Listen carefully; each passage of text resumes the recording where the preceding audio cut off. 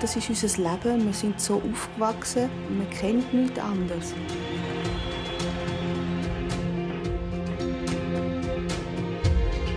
Da hat man schon ganz früh mitbekommen, zuerst die Vorstellung und nachher alles andere.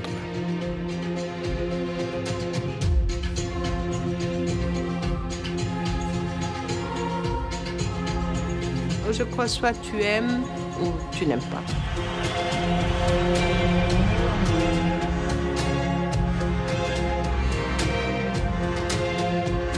Es ist nicht immer alles wunderschön und rosig. Wir verkaufen die Emotionen und dann müssen wir sie auch leben und die auch zeigen, die Emotionen. Die Geschichte der Familie Knie ist Liebe und Leidenschaft für die Manege.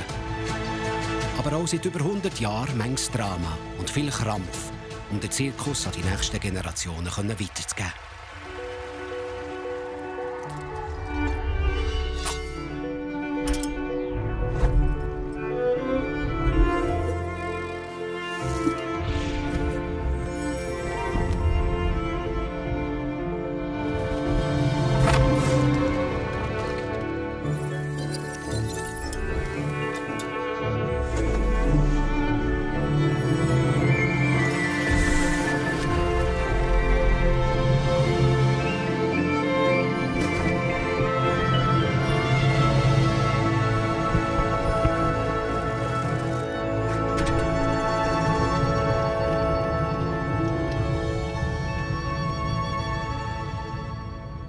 ...2019 feiert die Familie Knie 100 Jahre Nationalzirkus.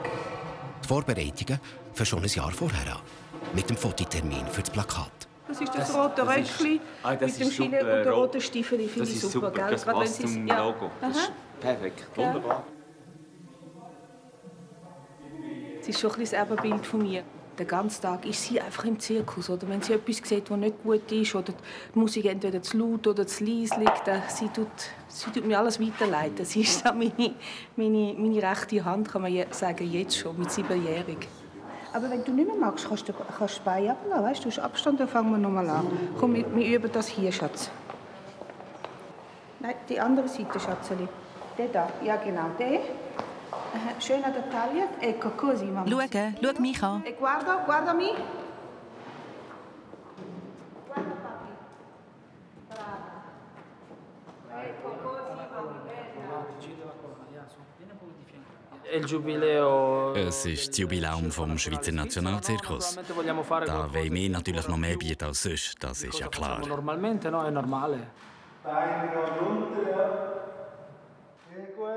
Aspetta. 1, 2. 1, 2, 3 und lächeln. Das Bein gerade, ja. Super, Sonder auch.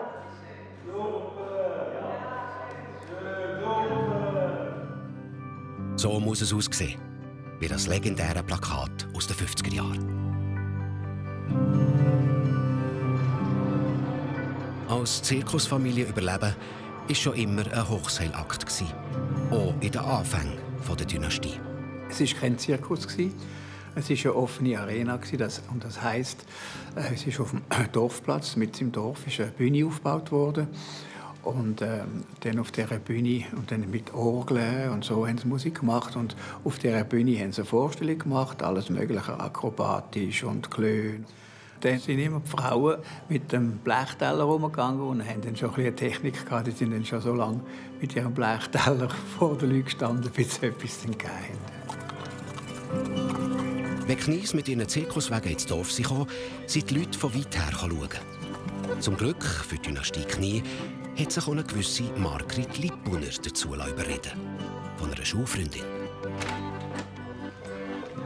Es ist aber schön, dass du mir ein Besuchchen machst. Soll ich uns einen Tee machen? Nein, wo denkst du her? Weißt du, wer ist wieder da? Nein, wer? Die Seiltänzer da, das Knies. Ja und? Das Knies, kennst du die nicht? Mal, ich glaube auch schon schauen. 4 Brüder und einer ist schöner als der andere. Woher willst du das wissen? Die sind doch so hier oben auf dem Seil. Hast du, ich sage zum Jüngsten, der schöne Eugen. Und er ist auch unnötig. Ich habe gestern alle 4 kennengelernt. Kommst du mit schauen? Was denn jetzt, die Vorstellung oder die Brüder? Beides. Ich weiss nicht. Komm jetzt. der Frauenarbeitsschule haben wir in all diesen Jahren nicht einen einzigen anständigen Maß zur Nähe gesehen. Und jetzt 4 auf einmal, sind wir doch ausnützen. Ja, so. Aber der Vater sagt immer, denen kann man nicht über den Weg trauen. Der hat sich weißt wie Toschen. Die sind so tüchtig. Die sind nicht nur Seiltänzer und Klöhn. Die schmeißen hinter der Kulisse den ganzen Laden selber. Komm bitte mit. Bitte, bitte, bitte. Also gut, ich komme mit. Was habt ihr vor? Nicht. Geh spazieren. Der Höhepunkt immer von dieser Arena-Vorstellung war das Hochseil. Das ist dann immer von einem Haus zum anderen gespannt worden, sehr hoch. Und dann haben sie dann dort oben auf dem hohen Seil ihre Kunststücke gezeigt. Das war die Spezialität von der Arena Knie. Da steht so. Ja. Da, probier. Was ist denn das? Das ist etwas Neumodiges, so eine Art gesponnener Zucker. Ja, alles bestens. Ich mich wundern, wie die das machen. Ist gut. Ist gut. Und? Fein, gell? Oh, schau jetzt. Schau, es geht los.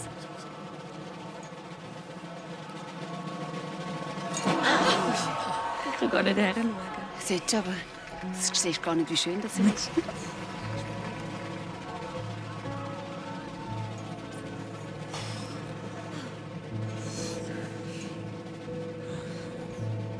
Wer näht euch denn die Kostüme?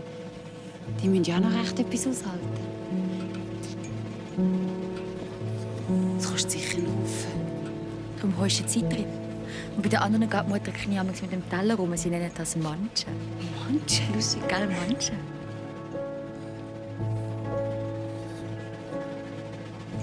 Das ist der älteste der 4 Brüder, der Friedrich. Soll ich ihn dir nachher vorstellen?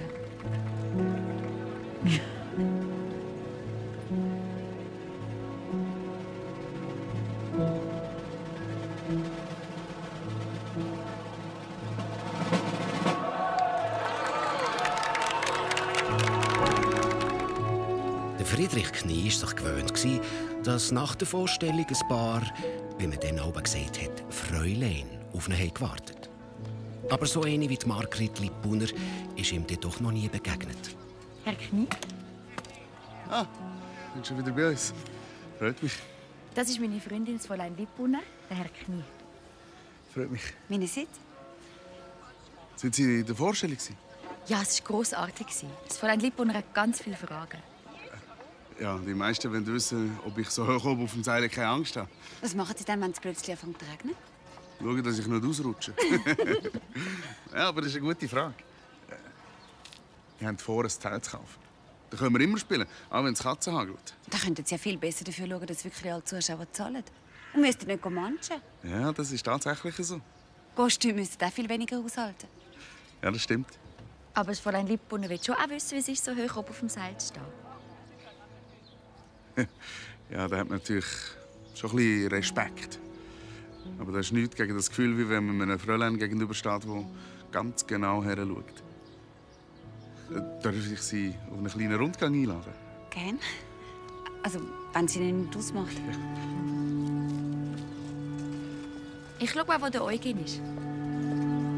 Sein Rundgang mit der Margrit Lippuner ist das ganze Leben lang gegangen. Aber das hätte Friedrich Knie dann zumal noch nicht gewusst.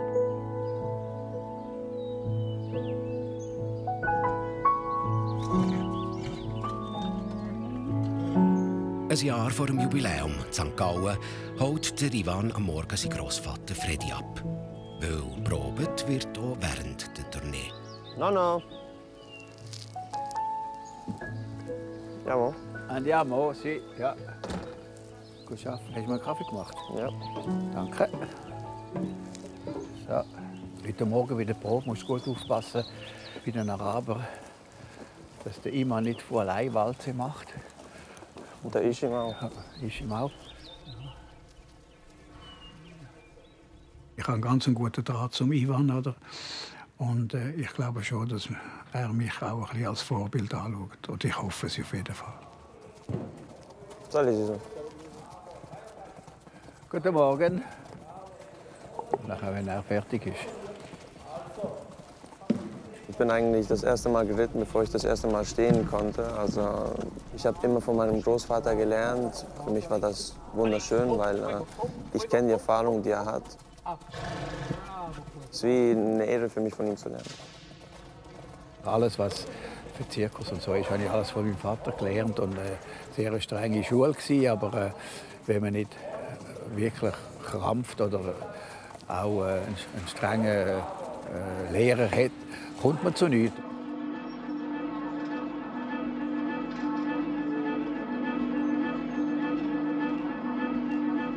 Ich hatte das gleiche Kostüm, wie mein Vater im gleichen Alter hatte. Und damals war ja Pagenschnitt bei den Buben in. Und ich musste auch diesen Pagenschnitt haben, genau gleich. Das hat mir eigentlich total gestunken, weil die Leute alle gemeint haben, es sei ein Mädchen. Oder? Früher ist mir nicht zimperlich umgegangen. Und so. Das ist auch, ich beklage mich nicht, das ist ja richtig so.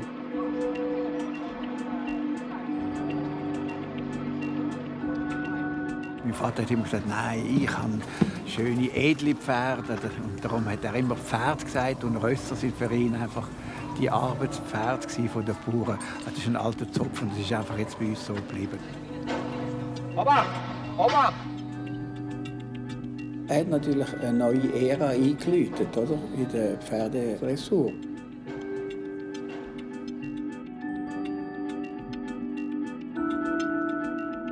Man muss es haben oder man hat es nicht. Und das ist eine Ausstrahlung, ein Respekt, wo das Tier weiss genau, ich muss folgen.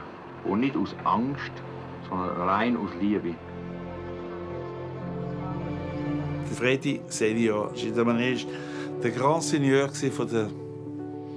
Es war eine Erscheinung. Für mich ist ein kalter Rücken runtergelaufen, wenn er in die Manege hineinkam und seine Pferde vorgeführt hat. Dem habe ich nachgeeifert. Von dem habe ich auch sehr viel gelernt. Ohne den alten Freddy Senior gäbe es diesen Zirkus, das ist meine Meinung, den Zirkus Knie, den es heute gibt, nicht. Natürlich, eine Zeit lang war es immer so. Dann hat mein Vater etwas gemacht mit den Pferden, dann habe ich etwas gemacht. Und bei mir hat es immer gesagt, ja, ist sehr gut, aber der Vater. Oder? Weg, Cavaletti, weg. Lass den Schritt gehen. Ali, hoch, jetzt, hoch. Opal, Opal, Opal. Malak hier, Opal, Ali. Ab. Wenn du ihn hoch machst, dann musst du nicht hoch so machen, dann musst du so machen. Aber nicht Peitsche auf. Ich wollte ihn auf die Seite treiben, wollte ich. Nicht, ja, aber es ist verkehrt. Ali, hoch, hoch, fest, Opal, Opal. Gut. Brav. Es kann ja nichts Schöneres passieren, als nur das zu erleben, dass sie weitermachen, oder? Und weitermachen in meinem Stil oder wie ich es gerne möchte, oder? Ich bin weit davon entfernt, das zu übernehmen. Klar will ich in die Fußstapfen meines Großvaters treten, meiner Mutter treten, das weiterleiten, was sie bis jetzt gebracht haben und weiterbringen werden. Und ich will mir beweisen, dass ich genau wie meine Vorfahren würdig bin, das zu übernehmen.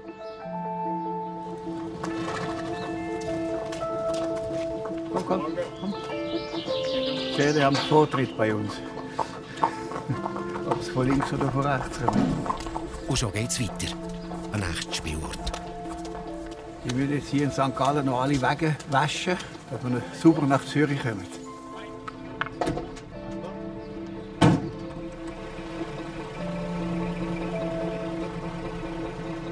Wir sind heute im Abbautag und dann werden aber die Wagen eingepackt. Und ja, dann müssen wir das Kind rausnehmen, das Baby. Das ist alles noch ein bisschen, im Moment noch nicht so eingespielt. Der kleine Michael ist der neueste Zuwachs in der Familie Knie.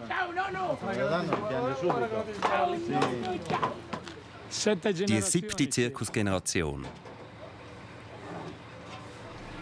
Der Michael ist mein Sohn, er mein Enkel. Ich muss hier bleiben jetzt mit der Chanel und wir haben noch Show. Und eben, wenn so viele Traktoren und so fahren, ist er jetzt besser aufgehoben und in sehr guten Händen. Also ich gebe ihm nicht jedem ab. Ich habe eine fantastische Nanny und meine beste Freundin fährt und dann ist er in den besten Händen. Dann ist das gut so. Er ist schon ein richtiges Zirkuskind, mein kleines Baby. Während die Ersten schon an neuen Spielort aufbrechen, treten andere noch einmal am Alten auf.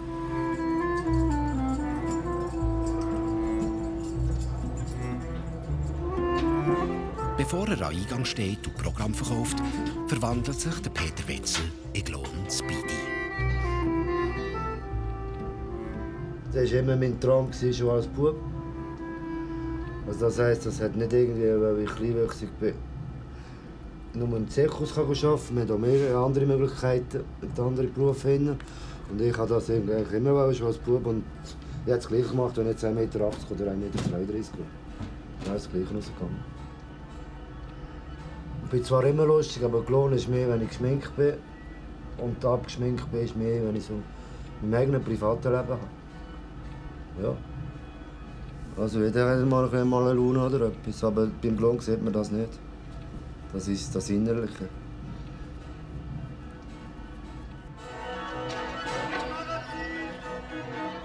Das ist Eingang 3 nach links, bitte. Grüezi mit 1. 1 und 2 nach rechts. Eingang 3, 4 nach links, bitte. Programmmagazin! Auch Chanel macht sich für ihren Auftritt parat. Und zwar selber.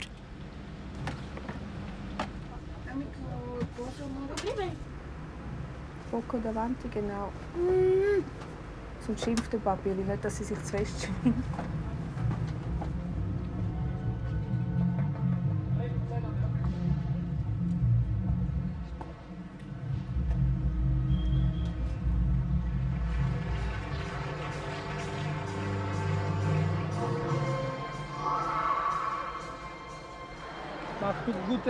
Gute diese Seite. Hier, weil hier non troppo. Du gibst das Zeichen und gehst raus. Okay, oh, Uli. Schauen wir mal, wie es läuft.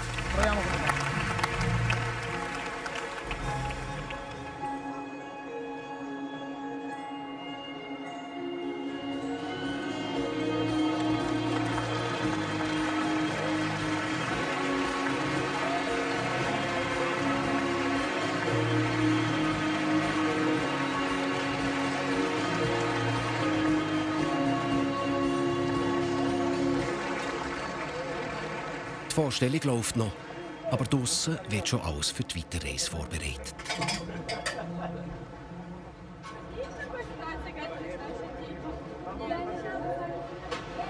Jeder Griff muss sitzen, weil viel Zeit bleibt nicht, bis der ganze Zirkus an den nächsten Spielort gefugt wird. Früher haben die Artisten, die meisten haben, oder wir auch, die Familie, haben in den Wegen gewohnt, in den alten Zirkuswegen. Und die sind verladen worden auf die Bahn. Reisetag hat man sich am Bahnhof getroffen, im Bahnhofbuffet. Die hatten extra eine Verlängerung gehabt. Man hat gewartet, bis die Züge fahren. Da waren alle Artisten dort, Musiker waren dort, die haben angefangen zu spielen, Musik machen. Meine Mutter und andere Artisten, Frauen haben angefangen zu singen. Es war jedes Mal ein Fest, ein Zusammenhalt.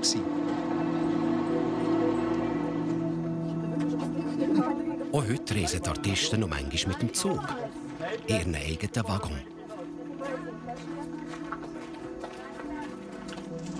Es gibt natürlich solche, die können schlafen und es gibt solche, die nicht schlafen können. Das ist genau das Gleiche, wenn man mit dem Schlafwagen fährt. Oder? Also ich als Kind habe sehr gut geschlafen. Knies haben schon immer ein unstetes Leben gehabt. Also ich fühle mich auch als fahrendes Volk, das ist klar, ich bin nicht sesshaft.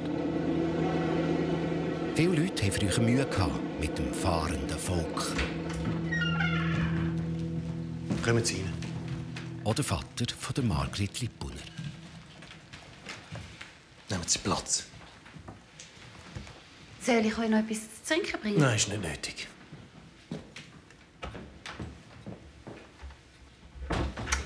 Meine Tochter hat gesagt, sie seien Seiltänzer. Ist das ein Beruf? Das ist das, wo die Familie Knie seit Generationen ihr Geld damit verdient. Also, kein Beruf? Doch. Aber Sie haben keine Lehre gemacht?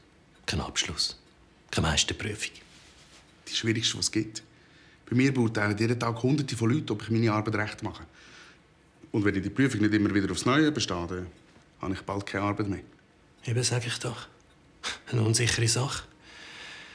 Nicht gerade die Gattung Leute, die sich ein Vater für seine Tochter wünscht.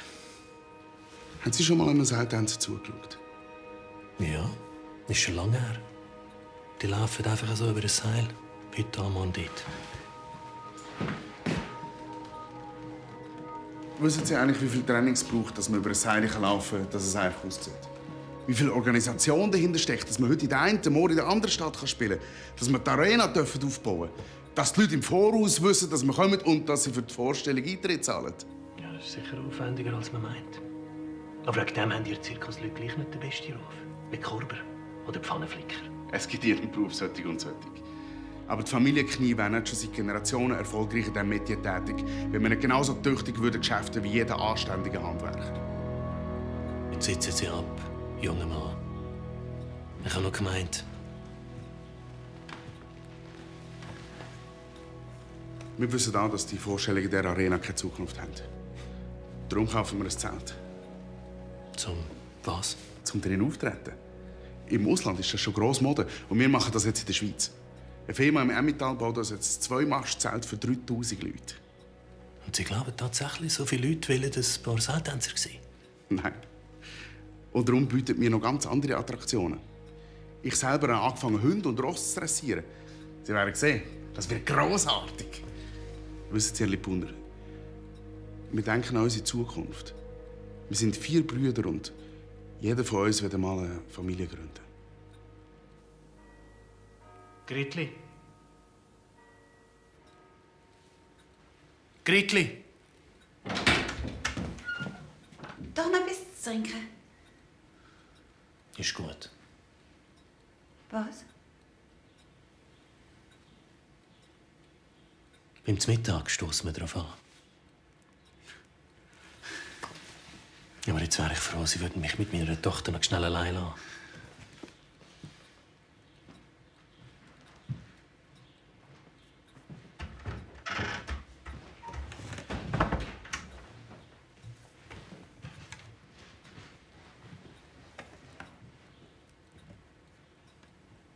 Es ist dein Leben, Kind. Du bist alt genug, um zu wissen, was du da machst. Wenn es dir gut dabei geht, dann soll mich das freuen. Aber wenn es dir nicht gut geht unter dem Zirkusvolk, dann musst du ja auch nicht meinen, ich kann dir helfen. So, jetzt sollen wir schauen, was deine Mutter fein gekocht hat.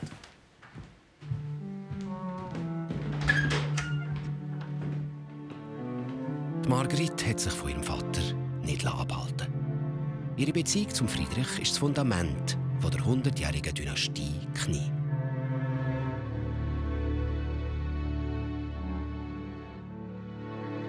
Wenn man zurückschaut mit der Familie Knie, die Frauen haben da immer eine große Rolle gespielt, weil die Familie Knie hat immer Privatfrauen.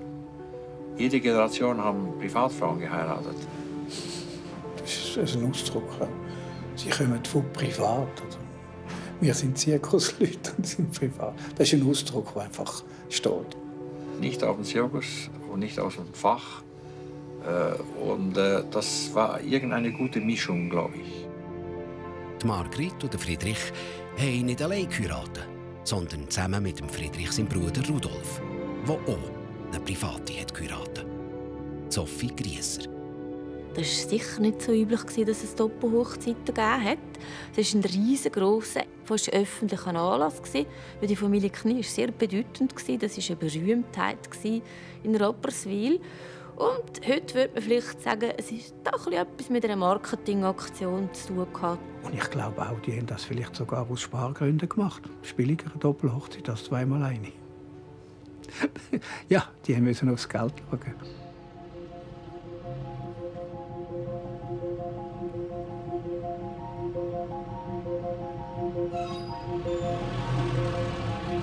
Jeden Mai gastiert der Zirkus Knie einen ganzen Monat lang mitten in Zürich. Auf dem 6-Leute-Platz.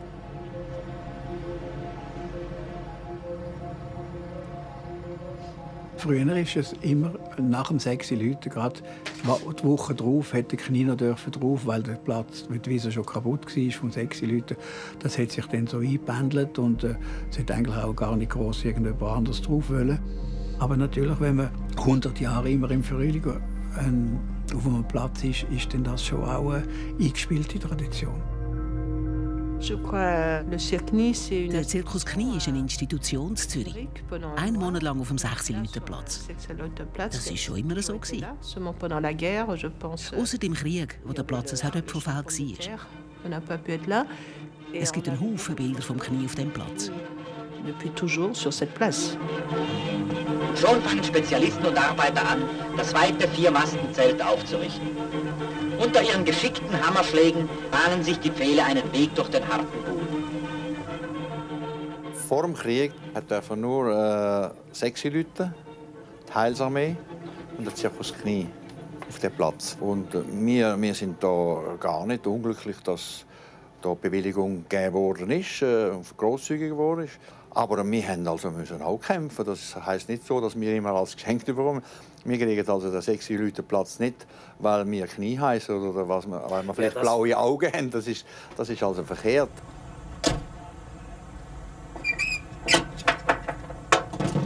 Zenek, wo ist die Gürtel? Nein, die große Gürtel, Zenek, die große.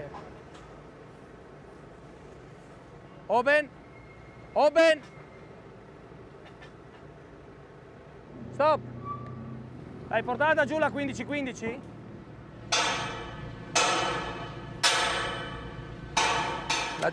Der Unterschied hier in Zürich ist, normalerweise haben wir Pflöcke, um das Zelt aufzustellen. Da hat es fixe Verankerungen im Boden.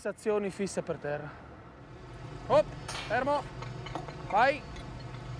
Okay, so ein bisschen hinten, probieren, wenn geht. Oh!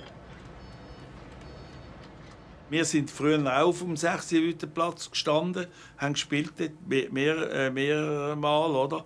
Für uns ist es einfach schade, dass wir nicht mehr drauf können. Weil wir können finanziell, ich glaube, können wir das nicht mehr zahlen, was der Platz kostet.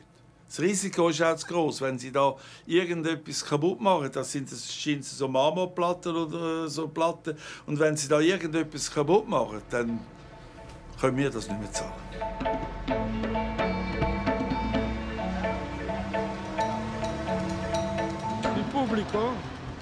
Das Publikum sieht nur die Manege. Pailletten, Kostüme, die Artisten, das Lachen. Aber der echte Zirkus ist das da. Wir packen hier alle zusammen an. Wir arbeiten miteinander.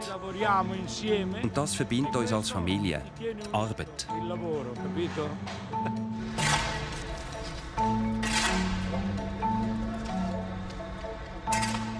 Kannst du das mal aufschreiben, dass wir uns am Montag anschauen können? Wir müssen den Michael fragen. Wir haben nämlich die Masten sind mit dem Garni raus. Vielleicht müssen wir den Banz fragen, wo das Garni angekommen ist. Auch im Bürowagen sitzt jemand von der Familie am Steuer. Die Leiterin der Administration ist Doris Knie. Wir sagen eigentlich kaum jemand Doris. Wir nennen alle Bimba. Und das ist eigentlich seit immer. Bimba ist italienisch, heisst kleines Mädchen. Und es war dann so, dass ein Mitarbeiter mal zu mir kam, weil er auf einem Zettel gesehen hat, da steht Doris Knie. Und er hat mich gefragt, wer das ist. Weil eben, ich bin Bimba. Ich ziehe halt einfach die Fäden im Hintergrund. Und ich mache eigentlich das, was die Familie nicht gerne macht. Und ich mache es sehr, sehr gerne. Okay, langsam schieben! Auch ein wichtiger Teil des Unternehmens ist ihr Bruder, der Franco Junior.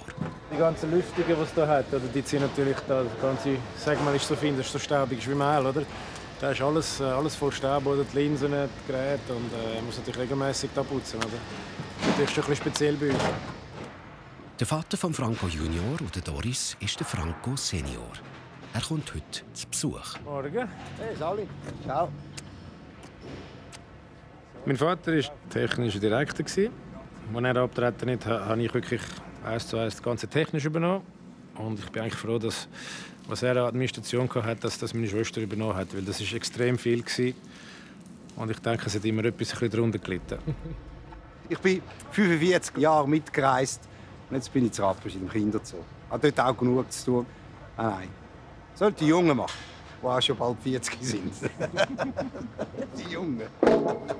Sie müssen irgendwann selber entscheiden. Oder? Und die Verantwortung übernehmen, das ist ganz, ganz wichtig. Und ich sage immer, ihr könnt auch Fehler machen. Die haben wir früher auch gemacht. Nur dürfen sie nicht zweimal die gleichen Fehler machen. Das ist wichtig. Sind unsere Geissli drin da? Jede Generation macht es ein bisschen anders, oder? Und irgendwann bist du, glaube ich, auch froh, wenn du mal deinen Weg deinen Weg machen, wie du es richtig findest, oder? Verantwortung übernimmt auch seine Cousine, Geraldine. Tochter von Freddy Junior.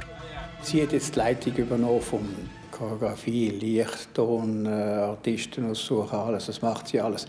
Sie ist eigentlich in meinen Fußstapfen und da rede ich ihr nicht drin. Er würde mir nie sagen, nein, mach das nicht, spinnst oder das geht nicht, sondern sagt einfach, ich hätte es anders gemacht, aber macht ihr, wie ihr meint. Und er ist wirklich nur Unterstützung. Es hat vielleicht auch schon mal irgendetwas gewesen, dass sie gesagt hat, ich will jetzt das. Und dann sage ich, ja, ich will jetzt nicht. Und dann sagt sie, nein, ich will jetzt das unbedingt. Dann sage ich, also gut, dann gebe ich nach. Dann, ja. Aber dann muss sie mit dem klar werden, oder? Bei dir gibt es auch Diskussionen, Streit. Das braucht es auch. Aber wir haben es immer geschafft, auf das Ziel, das Unternehmen im Vordergrund zu stellen. Sonst wären wir jetzt nicht schon bei der 8. Generation. Schon die 4 Brüder, die den Nationalzirkus 1919 gegründet haben, mussten sich gegen die ältere Generation durchsetzen. Sie wollten nicht mehr mit der offenen Arena weitermachen, wo sie immer auf schönes Wetter und ehrliche Zuschauer angewiesen waren. Sondern sie wollten ein Zelt kaufen. Also ein Zelt zu kaufen ist eine sehr teure und gewagte Angelegenheit. Und die 4 Brüder Knie hatten 1919 eigentlich gar kein Geld, um so ein Zelt zu kaufen. Ihre Mutter, Marie Knieheim, hätte zwar die Finanzen zur Verfügung stellen, die hat aber gefunden, so einen modernen Schnickschnack, da gebe ich keinen roten Rappen dafür. Das Geld ist unter der Matratze gelegen. Das stimmt. Das ist jetzt nicht nur so eine Redensart. Die ist mit dem Geld nicht rausgerückt. Sie hat Schiss gehabt, dass es in die Hose geht und das Geld nachher flöten ist. Die 4 Brüder haben das Zelt trotzdem gekauft. Gegen Willen von der Mutter und auf Pump. Als sie das neue Zelt auf der Schützenmatte in Bern 1919 zum ersten Mal aufgebaut haben, sind ganz viele Leute schauen. Noch bevor der erste Artist auftreten. Ich meine, so ein riesiges Zelt gesehen auf dieser Schützenmatte, das war etwas ganz Spezielles. Es war zwar nicht das erste Zelt, das es in der Schweiz gegeben hat, aber sicher, wenn man jetzt die Tradition anschaut, das bedeutendste. Und ich glaube, da sind ziemlich viele Leute einfach mit offenen Augen und offenem Mund dort gestanden, weil das Zelt hat etwa 3000 Leute gefasst. Also es war wirklich immens gross. Es war eine Sensation, aber es war auch ein Zeichen davon, dass die Knies sich der Zeit anpassen.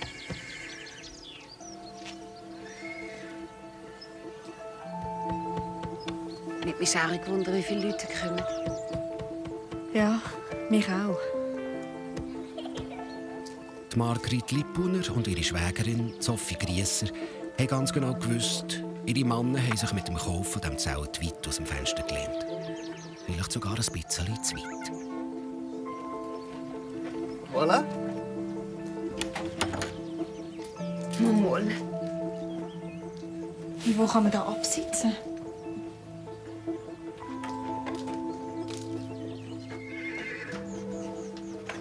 Nicht so bequem wie bei euch im Hotel.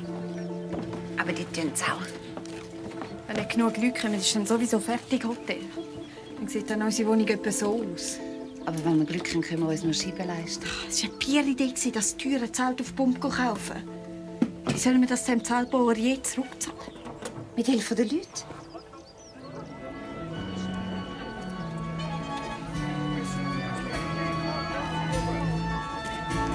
Und die Leute sind gekommen. Viele Leute. Fast zu viele Leute. Zweimal Loge, bitte. Das macht 8 Franken. Ja. 3-mal zweiter Platz. Gerne. 7,50 Franken. Danke.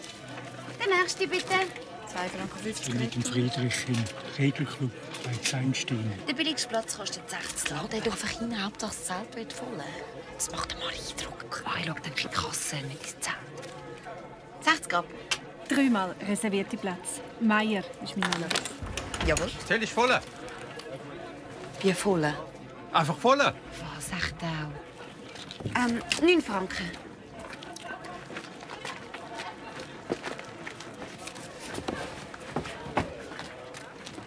Einen Moment, bitte. Nur einen Moment Geduld.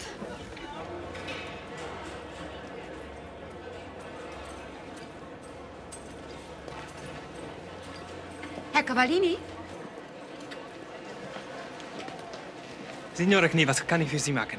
Gehen Sie bitte raus zu den Leuten und sagen Sie, sie sollen ein bisschen näher zusammenrutschen. Io, aber wenn ich das sage, dann lachen die Leute. Umso besser. Wenn die Leute meinen, es sei ein Spiel, dann machen sie viel lieber mit.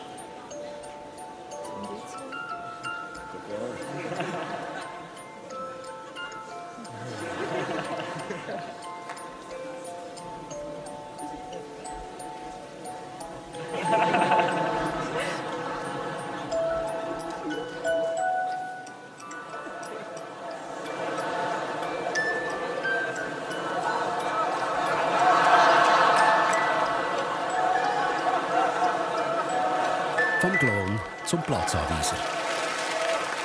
Die Margrit war ja als junge Frau geschäftstüchtig. Sally. Der Nächste. Margrit, wir mögen denen nicht mehr kommen. Oh, alleine unterhalten? Nein, das sind zu viele. Zurücktreten, bitte. Nicht drucken. Sitz mal wieder. In mit der Hut, hab Platz für alle. Sophie, wart. Sophie! Wir hatten einen so großen Andrang, dass wir wurden geschoben vom Publikum und wir mussten unsere Kasse unter die Arme nehmen und davon eilen. Und viel Publikum ist in den Zirkus eingedrungen, ohne zu zahlen, haben das nachher bezahlt. Ja, das Kassenhäuschen, das ist für sie ein Riesenerlebnis. Dass sie es immer wieder erzählt hat, ist für sie persönlich sicher eine Retourkutsche an die Schwiegermutter. Der große Andrang war nicht nur in Bern, sondern auch in den nächsten Städten. Es war ein Kassenschlager. Und ich glaube, Kniesöhne sind im Gegensatz zu ihrer Mutter, die gegen das Zelt war, zwar optimistisch, aber dass es so gut wird funktionieren und dass so ein Renner wird werden, glaube, mit dem haben sie nicht gerechnet. Sie haben mit der grossen Kelle angerichtet. Und sie haben es geschafft. Ende Saison haben die 4 Brüder das ganze Zelt zurückzahlen. Die grosse Kelle haben die 4 auch beim Namen genommen. Schweizer Nationalzirkus. Vielleicht war es auch ein bisschen unbescheiden oder auch in dieser Euphorie mit so einem grossen Zelt. Haben sie gefunden, wir sind ein nationales Ereignis. Und 1919 war es noch möglich, den Namen quasi schützen zu lassen. Und so haben sie sich das quasi wie in die Neuzeit retten. Der Name ist ein Segen und ein Fluch zugleich. Das Sagen ist, dass die Leute sagen, ja, das ist unser Zirkus, er gehört uns, er gehört der Schweiz. Und der Fluch ist manchmal, dass es auch Leute gibt, die sagen, ja gut, der Nationalzirkus, der ist vom Staat unterstützt, die müssen sich keine Sorgen machen. Und das stimmt absolut nicht. Wir kriegen keinen roten Rappen vom Staat.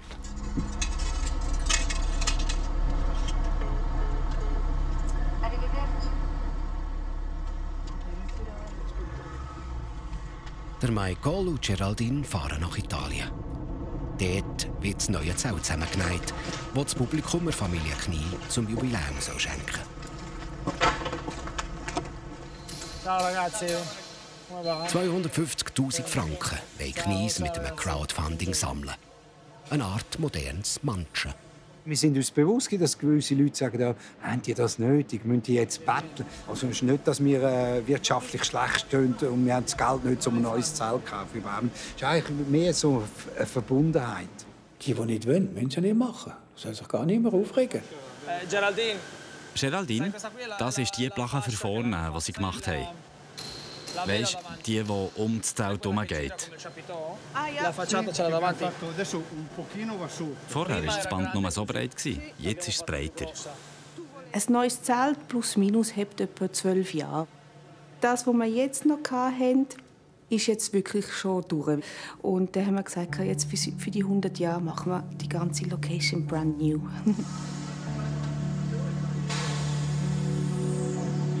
Das Design für das neue Zelt bleibt gleich, aber ein paar kleine Sachen machen wir anders. Für mich sind sie in der Zirkuswelt, was der Ronaldo im Fußball ist. Nummer 1.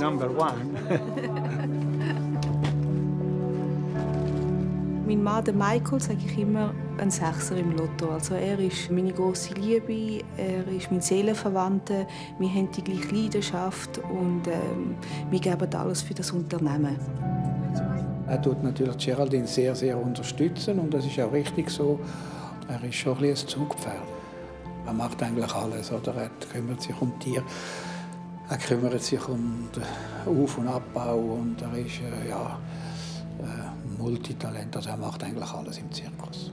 Viele Zirkus sind neidisch auf ihn, dass wir ihn haben und nicht sie.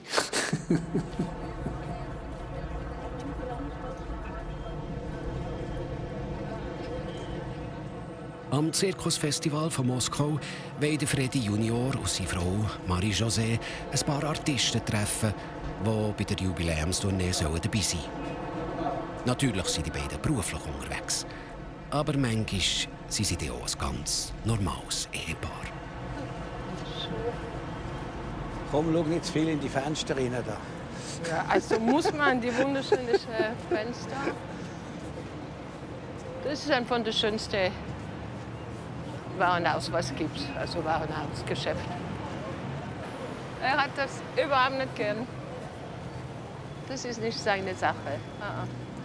Wenn sie am Shoppen ist, gehe ich in den Zoo. Für mich war es Liebe auf den ersten Blick. Schon als Teenager bin ich in ihn verliebt, wenn man dem so sagen kann.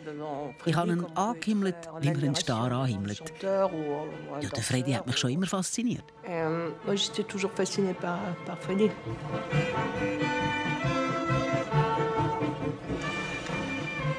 Die ganzen jungen Mädchen, wir sind alle noch ledig waren, hat sich natürlich jede ein bisschen erhofft. Ja.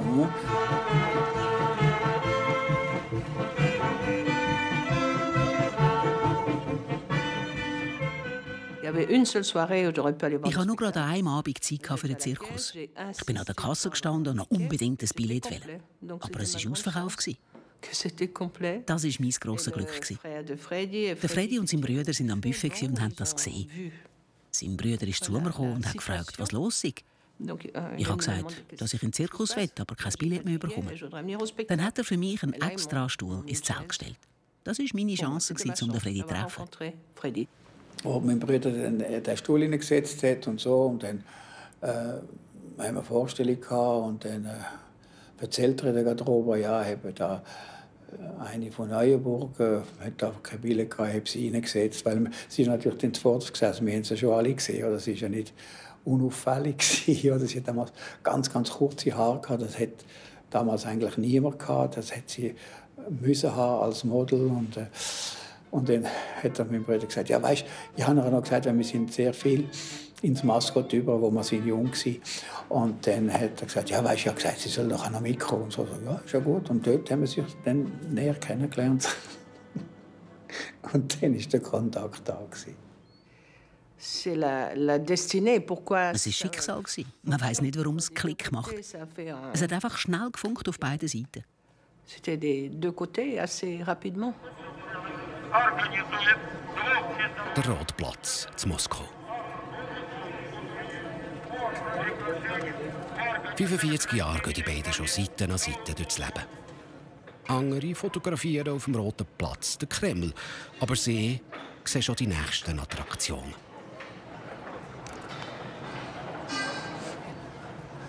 Michael zeigen. Ja, aber weißt du, wie gefährlich die dort oben leben? He?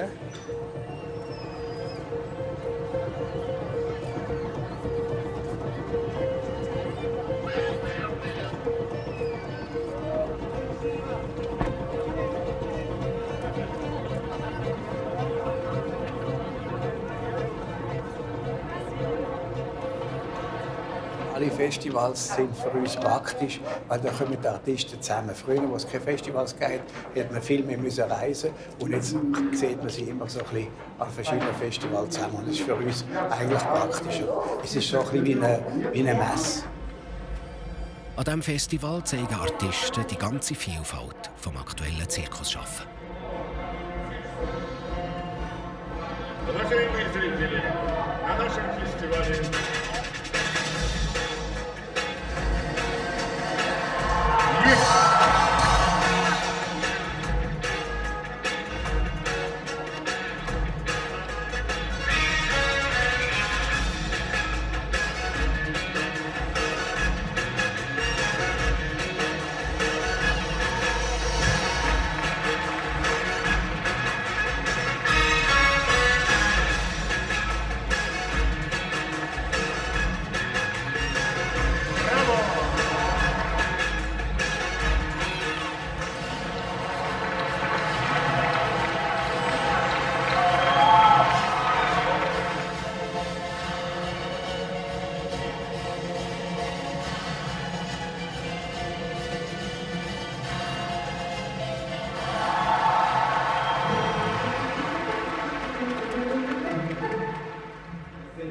Der Dima Sokolov und seine grosse Truppe kommen mit auf die Jubiläumstournee. Und natürlich wett er, dass es für alle Platz hat. Wie viele Familien sind ihr denn? 6. 6? Du musst mal aufschreiben, wie viele Familien, wie viele Frauen, wie viele Kinder. Es sind 2 Familien mehr. Ja, Puh. Das müssen wir mit der Geraldine besprechen. Wir haben viele Leute nächstes Jahr.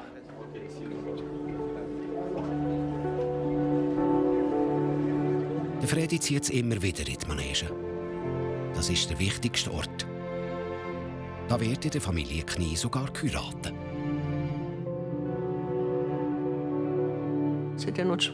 Wir haben das Wellen im Zirkuszelt machen. Wir lieben die Manege. Und das ist natürlich dann ein riesiges Medienereignis auch gewesen. 3/4 von unserem Leben findet in der Öffentlichkeit statt und wir teilen das auch gerne mit der Öffentlichkeit. Das haben wir schon von den Großvätern und Vätern übernommen. Das ist uns immer wieder eingetrichtert worden. Bleibt publikumsnah und ich glaube, das ist ein gutes Rezept. Als ich dann mit dem Fredi, seiner Großmutter, seinem Vater und seiner Mutter im Wohnwagen war, war das für mich am Anfang so. Ich träume, das kann nicht wahr sein. Also ich glaube, sie hat sich ziemlich schnell akklimatisiert. Sie hat sich überhaupt nicht ziert. Ja, und die habe ich ein eigenes Badzimmer und so. Nein, das war für sie so etwas von normal gewesen. Und damals war natürlich der Komfort noch viel weniger gewesen, als er jetzt ist in unseren Wegen. Nichts, da hat sie voll durch.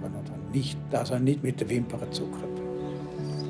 Noch viel weniger Komfort hat Fredi Junior seine Großmutter Margrit gehabt, wo sie als Private in die Familie ist gekommen.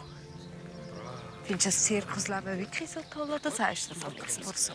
Doch, für mich daheim. Nur jonglieren kann ich noch nicht.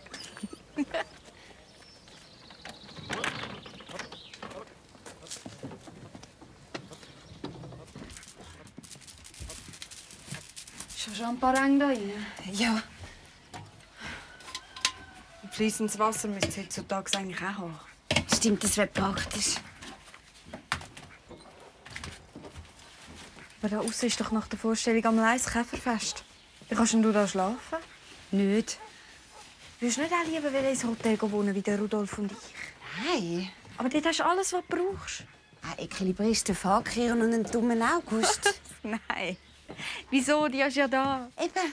Darum will ich auch da bleiben. Weil mal brauchen sie mich, mal brauche ich sie. Ja, schon, aber... Weißt du, ein bisschen haben wir auch den Zirkus geheiratet.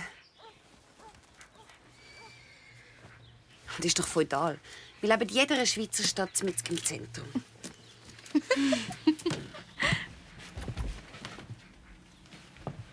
Was ist denn das? Ein Tischtuch aus meiner Haustür. Ich will so etwas nie mehr da rein sehen. Da. Was sollen die Leute denken? Die Familie Knie sagt etwas mehr Besseres. Ich wollte es auch ein bisschen schön machen. Schön genug. Es gibt dann zu essen.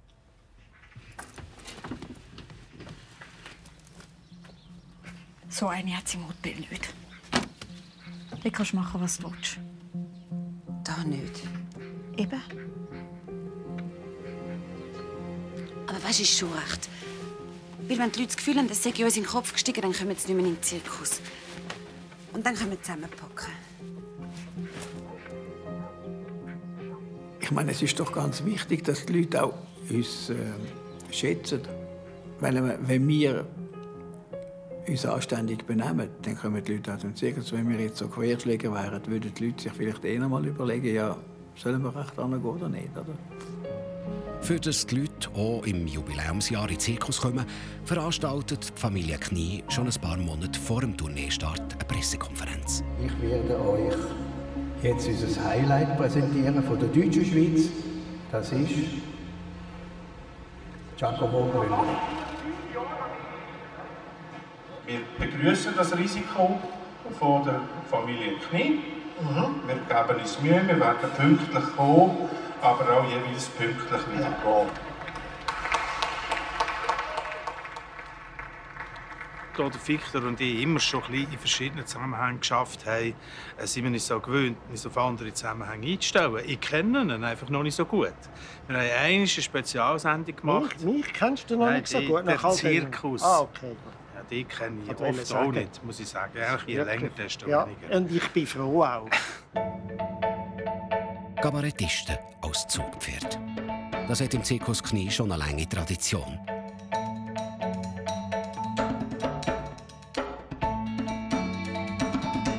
Legendär der Emil 1977.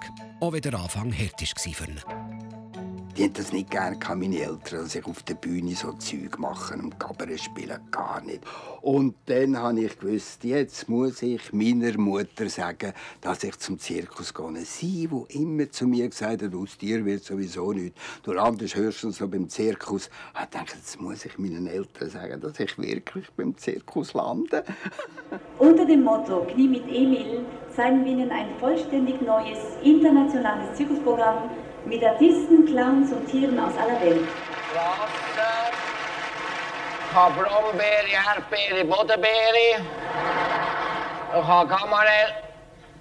Ich habe Garlamel. Ich habe Kamera. Wasser! Ich habe gar niemandem erzählt, was ich je machen will. Erst etwa so 14 Tage haben sie vorher vor der Premiere mal gefragt, wenn wir mal zusammenhocken, was wir da etwas vorbereiten und so. Die haben sich nicht speziell interessiert. Was lampen denn da nicht alles oben runter? Haben sie wieder nicht aufgeräumt gestern, he? Oh, da hat es so ein Seil. Da könnten wir doch zusammen mal etwas ausprobieren. Schau niemand. Mal schauen, ob wir nicht den Klassenverkauf könnten ein bisschen anders organisieren. Wenn wir schon so ein Seil haben, das sollte doch funktionieren. So, das Geld parat machen, he? Die erste Klasse, die per Luftpost kommt. Wenn ich am Seil gehangen bin, hat man, das ist über eine Rolle gegangen, hinten, und die haben hinten gezogen, sodass es mich ein bisschen gelüpft hat. Und beim Zuschauer haben sie es ein bisschen runtergelassen und dann ist er am Sackmehl unten angekommen. Und wenn sie nicht am Sackmehl ankommen, können sie sie gratis haben. He? Einfach gut schwingen, ja. Ja, sie müssen ein Bein weiter aufschletzen, nicht wahr? Dann schauen Sie mal die Bremsspuren an, die es da gegeben hat. Dass es so ein Erfolg geworden ist, also das ist schon etwas Schönes. Kassen am Sonntagmorgen, also Vorverkauf. Das ist unglaublich. Und hat man mir erzählt, wie die Leute teilweise hässig sind an den Kassen. Und wenn es Ausverkauf war, und haben die Kassierer angespuckt, sogar aus lauter Verrücktheit. Oder einer hat geschimpft, die noch nie mehr den Emil engagieren. Da kommst du ja nicht mehr in den Zirkus rein und so weiter. Und da hat es Szenen gegeben, und eine Kassiererin hatte einen Nervenzusammenbruch. Die mussten ins Spital tun. Ich zwar nicht gern zu Bundest. Immer Schiss, wenn die Pony kommen. Ich habe keine gefährlichen Sachen gemacht. Nur einmal habe ich eine Gefahr gesehen. Ich hatte einen Schiss in der Hose. Ich konnte nicht umgehen. Sind Sie überhaupt für? Wenn Sie sagen, dann würde ich dann aufstehen. Da sehe ich den Tiger dort am Käfig. Und dann habe ich gesehen, den Moment, dass das Türchen von dem Käfig normalerweise immer zuschnappt. Und es war etwa 2-3 cm offen. Und ich dachte, wenn der mit der Pranken drankommt, geht das Türchen auf und ich bin alleine da drinnen. Ich habe das gemerkt und einfach ruhig weitergespielt. Das ist ja nicht möglich. Hallo. Wo sind die reingekommen? Haben die auch Luschen? Ich bin mit dem Bus gekommen, dann haben sie mich da vorne nach. Oh, jetzt habe ich noch den Hut dann. Ich musste noch einmal beim Tiger vorbei müssen, habe den Hut genommen und bin noch nie so schnell aus dem Käfig rausgesprungen wie bei dieser Nummer. Aber wodurch muss doch niemand raus? Da habe ich den Louis Knie angesprochen und gesagt, hey, du wisst auch, dass das Türchen offen ist. Oh, das kann mal passieren. Ich habe gesagt, ja, das kann passieren. Weißt du, was muss ich machen, wenn der reinkommt? Ja, dann nimmst du einfach so ein Böckchen und gehst du musst einfach dagegen gehen. Dann kommt er Angst über von dir. Ich habe gesagt, ja, danke schön. Lüpfe mal so ein Böckchen. Etwa 30 Kilo schwer.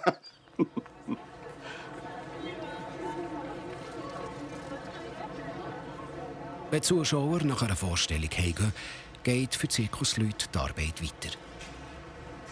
Auch für die Familie Knie. Schon ein Jahr vor dem Jubiläum proben sie eine neue Nummer mit der Chanel. Anspannen, gell? Weisst du noch, was du machst, wenn du oben bist?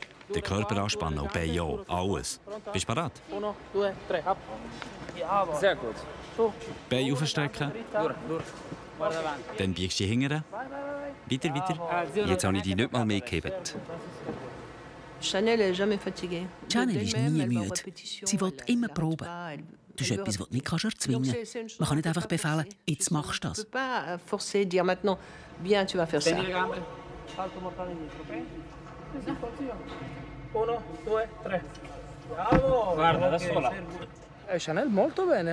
Chanel ist sehr gut, für das sie das erste Mal gemacht hat. Auf meinen Füßen jonglieren, das ist eine schwierige Nummer, vor allem für ein Kind. Man muss alle Muskeln anspannen und schnell sein. Unsere Kinder wollen von eigenem Willen trainieren, ob es auch am Nachmittag ist oder am Abend. Das ist unser Leben. Wir sind so aufgewachsen und man kennt nichts anderes, oder? Ich gebe meinen Enkel und meiner Tochter und meinem Schwiegersohn auf den Weg mit. Disziplin und Durchhaltevermögen und Selbstbeherrschung ist das oberste Gesetz für unseren Beruf. Ich kann mich daran erinnern, dass ich umgekehrt bin mit dem Pony, Kopf voran, sag mal, wollte anfangen zu heulen.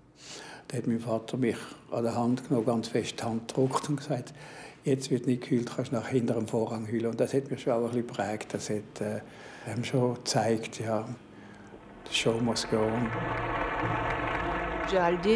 Geraldine ist auf ihrem Pony geritten und wenn sie gestiegen ist, hat sie manchmal einen Schlag ins Gesicht bekommen. Sie ist dann raus und hat erst hinter dem Vorhang gebrüllt. Schon mit 3 hat sie gewusst, wie es läuft. Mein Großvater hat es mir gesagt, meine Mutter hat es mir gesagt. Wenn ich manchmal ein bisschen sauer wurde, haben sie mir immer gesagt, dem Publikum über darf man nie etwas zeigen. Manchmal aber lässt sich die Scheitern in den Manegen nicht verstecken. Es ist klar, dass man enttäuscht ist und man kommt nicht Juhu aus den Nummern raus, wenn etwas nicht klappt. Ein Artist ist sozusagen immer ehrgeizig und ist dann natürlich schon ein bisschen muffig, kann man sagen, wenn es nicht klappt, wie man gerne möchte. Bist du bereit? Weißt du, dass ich das nie will? Jetzt kannst du nicht mehr zurück.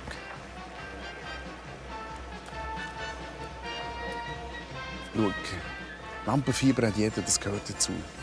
Aber sobald du da draußen stehst, ist das wie weggeblasen.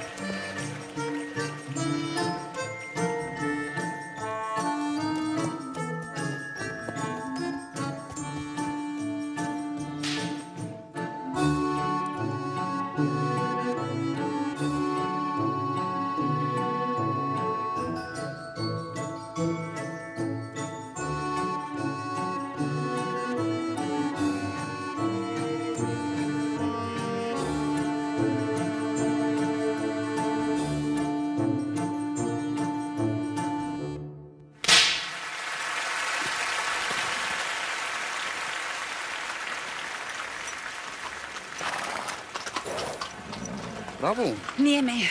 Das ist doch gar nicht so schlecht. Die Keibe haben einmal gemacht, was ich wollte. Das sind Tiere. Wir haben für uns proben dann stundenlang, wenn es gleich in die andere Richtung läuft. Ein bisschen Geduld. Das kommt dann schon. Nichts kommt. Ich gehe nie mehr dort raus.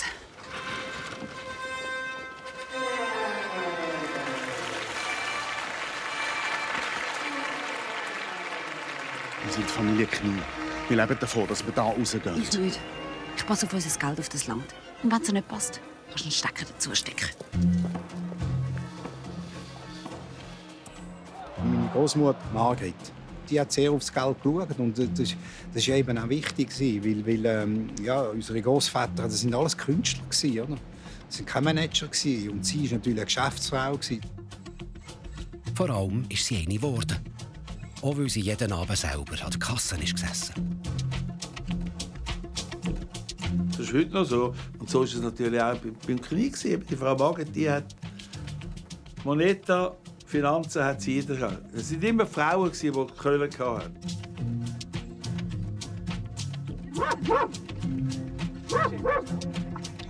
Die Frauen hatten nicht nur die Finanzen im Griff, sondern sie waren auch für den Haushalt verantwortlich.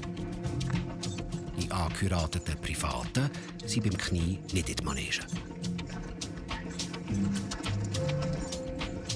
Frauenpower hat es nicht so gegeben, oder? Die Frau hat einfach mehr einen Koch her müssen. Das war ja so, fertig Schluss. Da hat man nicht darüber diskutiert. Ausnahme das Nummerngirl. Was heute undenkbar ist, war früher ganz normal. Eine Frau verschönert den Übergang von einer Nummer zur nächsten. Lotti ist ein ganz tolles Nummerngirl. Es ist ja eigentlich klein, aber es war sehr keckig und es war ein bisschen die Seele vom Zirkus Knie. Ich habe irgendwie einen Lauf gehabt, der gut angekommen ist. Wenn ich etwas gemacht habe, habe ich es gerne gemacht. Und dann ist es so Gewohnheit geworden, das Nummerngirl. Dann haben wir es halt mal 17 Jahre lang gemacht. Lotti Nock war mit ihrer Familie so lange mit dem Zirkus Knie unterwegs, dass die Beziehung heute noch ganz eng ist. Fredi Junior lässt sich ihren 90. Geburtstag nicht Land gehen. Jetzt kommen wir beim Hintertürchen rein. Hallo, Schätzelein. Alte Dicke. Wie dick bist du nicht, Schatzi? Absolut nicht. Du könntest sogar noch Nummerngirl machen. Gell? Von hinten. Auch von vorne. Ich darf beim Schätzli sitzen. Upsala. Also die Lotti, ich darf das vielleicht gar nicht so laut sagen, wenn ihre 3 Kinder da sitzen, oder? Aber die Lotti ist meine zweite Mutter. Immer schon gewesen, oder? Das ist immer so. Auch wo meine... Er ist unser 4. Bruder. Unser 4. Bruder. Der Uneheliche. Ja, Blödsinn haben wir viel gemacht, gell? Ja, wir haben in der Garderobe immer mit Zickrein ein bisschen Karten gespielt. Und manche José hat reklamiert. Er hat gesagt, Heilige, wer hilft denn mir? Dann hat der Friedli gesagt, hilf dir selbst, dann hilft dir Gott.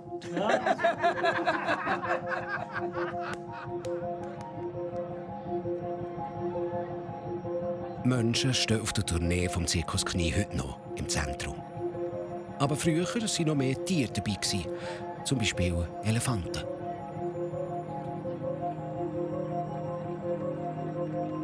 Es war eigentlich zu erwarten, dass man irgendwann mal hört. Es war mir bewusst. Ich habe es einfach verdrängt, oder? Und ist klar, wenn es dann so weit ist, wie fühlst du dich? Scheiße. Das ist natürlich ein einschneidender Entscheid. Also wir sind uns schon bewusst, dass die Leute die Elefanten werden vermissen. Aber im Jahr 2016 war es nicht mehr angesagt, mit so grossen Tieren auf Tournee zu gehen. Auch wenn sie vorher jahrzehntelang dabei waren. Dressiert vom einen Familienzweig der Knies.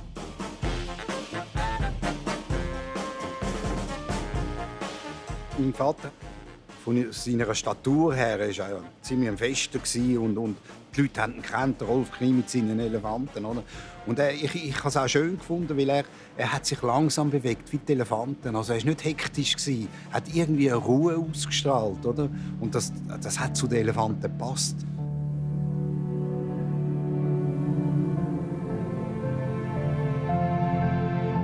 Sehr viel Geduld, das ist die Hauptsache bei jeder Tierdressur. Und Freude dazu natürlich auch und Kenntnis. Er war mehr interessiert für Elefanten. Das war durch vielleicht das Äußere auch und durch seinen Körper. Er war mehr immer der Elefantenknie und ich war immer der Pferdeknie. Er hat auch viel über die Elefanten erzählt. Das Kind habe nicht zugelassen, aber ich habe nie verstanden, wieso er mir so Sachen erzählt. Oder? Und heute muss ich sagen, ja, wahrscheinlich hat er in meiner schon gehofft, dass ich irgendwann zum Zirkus komme und das wird übernehmen. Oder?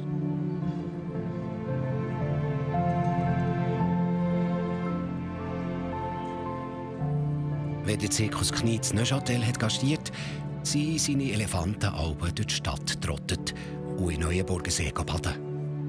Eine schöne Erinnerung für den Franco Junior und seinen Sohn Chris Rui. Also, das musst du dir vorstellen, es läuft ein Elefant, oder? In der engen Gasse, oder? Nimmt da die ganze Bepflanzung mit, oder? Reißt noch ein bisschen von den Bäumen ab. Es sind hunderte von Leuten, die nicht begreifen, dass sie aus dem Weg müssen. Das war eine Herausforderung hier.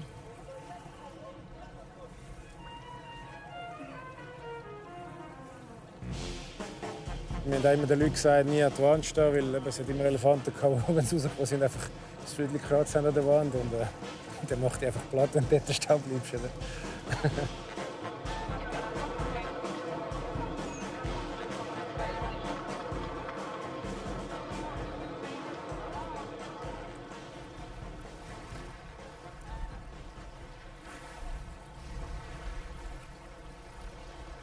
Ja, das war immer ein schöner Moment. Das war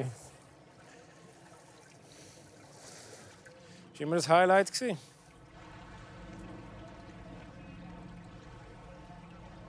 ein schwieriger Entscheid. Also wir haben nicht aufgehört wegen Tierschützen, wir hätten weitermachen können. Ja, schon. Aber der Druck auf den Zirkus ist immer grösser geworden. Und die Tierschützer immer aktiver.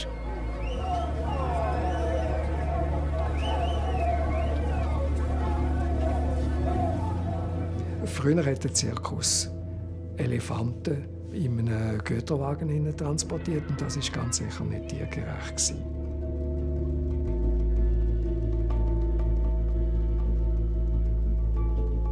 Aber der Knie hat schon früh spezielle Transportfahrzeuge für die Elefanten gekauft.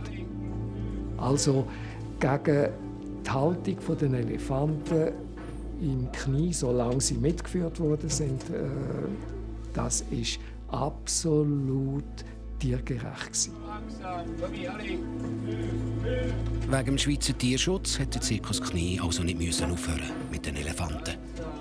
Aber es hat noch ein paar andere Gründe gegeben. Der Grund ist natürlich, dass der asiatische Elefant vom Aussterben bedroht ist und darum auch nicht mehr importiert werden kann.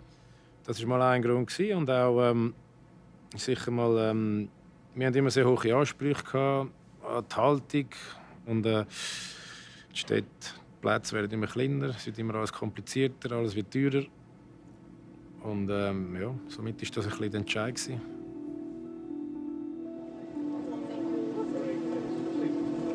In der Schweiz sieht man im Zirkus keine Elefanten mehr.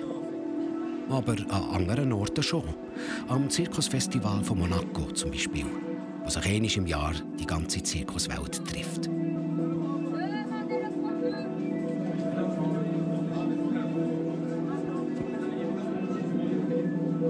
Gegründet hat das Festival die Fürstenfamilie. Und darum kommt sie natürlich auch zur grossen Show. Fast noch wichtiger als die Vorstellung ist für Familie Knie der Tag nachher. Weil dann treffen Knies Prinzessin Stefanie ganz privat. Die Marie-José und der Freddy sind meine zweite Familie.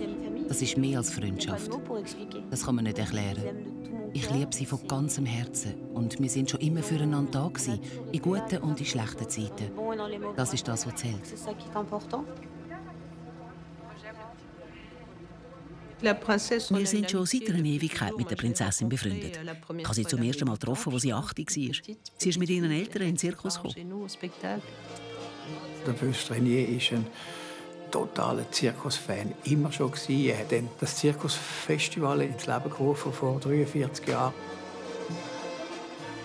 Das hat dann so ein inniges Verhältnis gegeben, schon von den Eltern. Ich habe Grace Kelly auch kennt. Das ist wenn man vor dieser Frau gestanden ist, dann hat man fast keine Luft mehr bekommen. Man hat fast das Maul zugekriegt. Die Prinzessin Stefanie ist Tochter von Grace Kelly und dem Fürst Renier. Eine Freundin von der Familie Knie und ein grosser Fan vom Zirkus. Gerade weil Tiere auftreten. Für mich gehören Tiere zum traditionellen Zirkus einfach dazu. Da würde ich mich auch dafür einsetzen. Sonst ist es nur eine Show, ein Kabarett. Ein Zirkus hat eine Manege mit Sagmeil und Tieren, aber es muss gut gemacht sein. Gut gemacht bedeutet aber immer, dass Tiere artgerecht behandelt werden. Am Anfang des letzten Jahrhunderts hat man gerade im Zirkus nicht allzu viel Rücksicht darauf genommen, wie es den Tieren geht.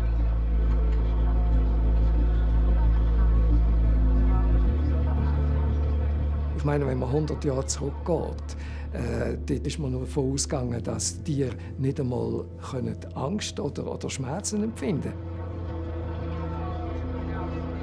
Man hat Affen mit Kleidchen und Hunde mit Röckchen und alles so Zeug gemacht. Und die Leute haben das toll gefunden. Niemand hat gedacht, das ist blöd. Oder? Die Zeiten haben sich verändert. Oder? Die Ansprüche der Tierhaltung sind viel grösser geworden. Dass man früher Wildtiere als Clowns in der Manege gezeigt hat, das war der Zeitgeist damals. Heute ist man sich bewusst, dass das die Würde des Tieres verletzt. Oder Freddy Junior hat den wilden Tieren früher Sachen beigebracht, die in der Natur so nicht vorkommen. Auch wenn Ceylan noch so tobt, India versucht krampfhaft oben zu bleiben. Es ist auch dort natürlich so ein bisschen darum gegangen, was hat man für eine Macht quasi als Dompteur oder Dompteuse über die Tiere. Man konnte zeigen, wie man so ein wildes Tier bändigen kann.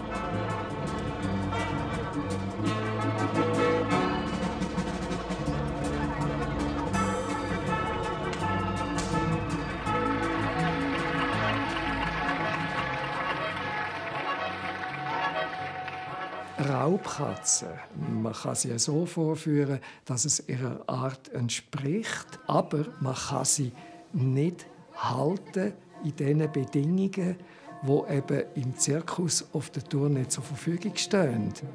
Das ist einfach völlig gegen Natur und gegen Bedürfnisse dieser Tiere. Das Publikum hat sich damit abgefunden. Ich habe jetzt noch niemanden gehört, der nicht gesagt hat, jetzt weil er keine Elefanten und keine Raubtiere kommen wir nicht mehr in den Zirkus. Ich finde einfach, das Wichtigste ist, dass das Programm sehr vielfältig ist. Vielfalt und Abwechslung haben schon immer zum Zirkus gehört. 1934 haben die Brüder Knie ihre Manege zum ersten Mal unter Wasser gesetzt. Es war eine riesige, bombastische Show.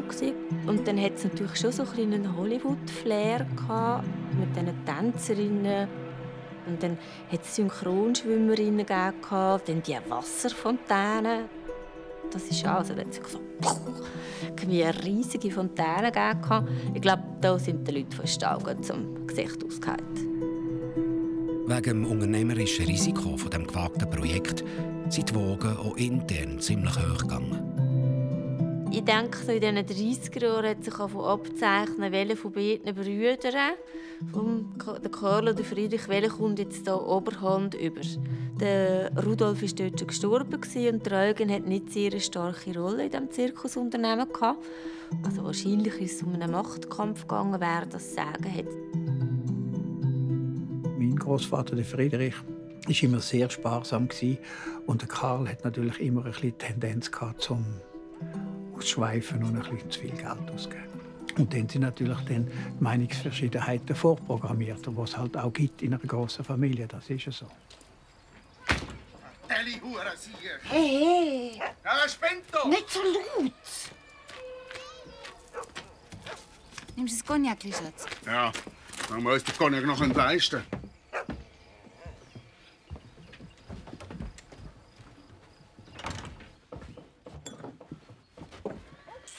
Jetzt ist dem Karl endgültig in den Kopf gestiegen. Was meint er eigentlich, wer er sagt? Ja gut, er hat Mehrheit im Verwaltungsrat. Da kann er natürlich... Weil er den Eugen über den Tisch gezogen hat. Über das haben wir doch schon 100-mal geredet.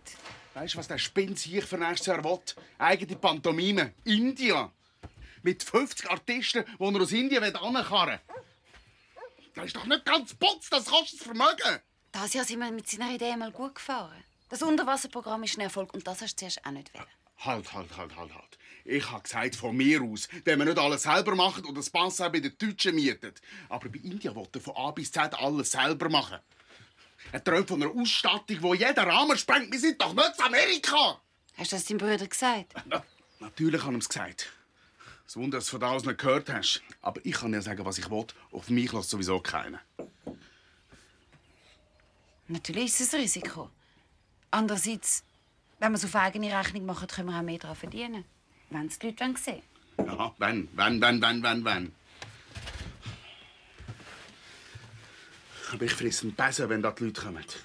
Die wollen in den Zirkus und nicht auf Indien.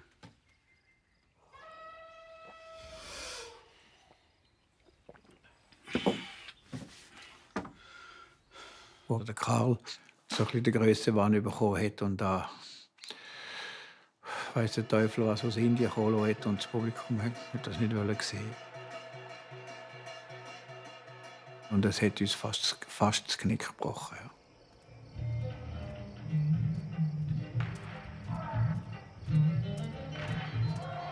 Und? Das ist recht gut. Wie viel haben wir eingenommen? Das solltest du gar nicht wissen. Doch, auf Rappen genau. Hast du gesehen, wie viele Leute drin waren, weniger als Gäste? Wir müssen froh sein, wenn überhaupt noch jemand kommt. Und das ist sicher nicht nur wegen der Weltwirtschaftskrise. Wir sind da schließlich in der Schweiz. Das gestern Abend mal durchgerechnet. Bald können wir die Löhne nicht mehr zahlen. Wir müssen halt dem Karl seine Aktionäre ein bisschen Geld einschiessen. Irgendetwas hat er ja die angegeben. Weißt du genau, dass die das nicht machen? In dieser Art unsicheren Zeiten. Ja, dann muss er das Loch halt mit seinem eigenen Geld stopfen. Mit Geld, das er nicht hat? Er hätte halt auf mich hören sollen. Also, wenn nicht das Wunder passiert, müssen wir Endspielzeit Konkurs anmelden. Nein. Der Karl muss Endspielzeit Konkurs anmelden. Wir haben noch ein bisschen Geld auf der Seite. Was würdest du damit sagen? Ich wäre nicht der erste Knie, der seinen eigenen Zirkus auftut. Aber im Moment geht es immer noch um den Schweizer Nationalzirkus. Meinst du nicht, es wäre endlich an der Zeit, dass du wieder mit deinen Brüdern redest? Der Familie zu lieb. Mit dem, der hinter meinem Rücken das Ruder an sich gerissen hat. Der gegen meinen Willen das grosse, wahnsinnige Projekt durchgestiert hat. Mit dem, der seit Monaten genauso wenig mit mir redet, wie ich mit ihm. Ja, mit dem. Wenn er etwas zu besprechen hat, soll er zu mir kommen. Er weiss, wo mein Wohnwagen steht.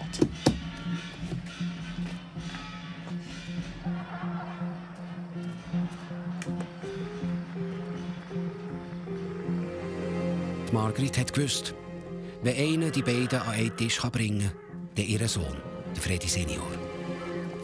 Krieg den Ball. Krieg den Ball. Krieg. Ja, krieg. Ja, brav. Du bist noch einer. Das kommt sicher noch zu klappen. Bitte mal.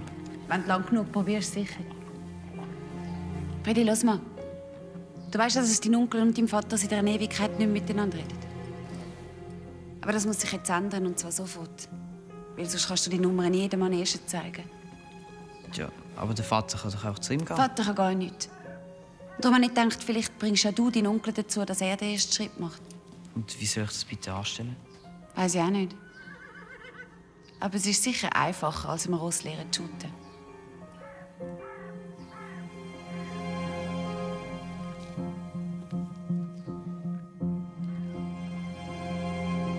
Der Freddy Senior hat das Ross zum Schutten gebracht und die verzankten Brüder zum Reden. Knies.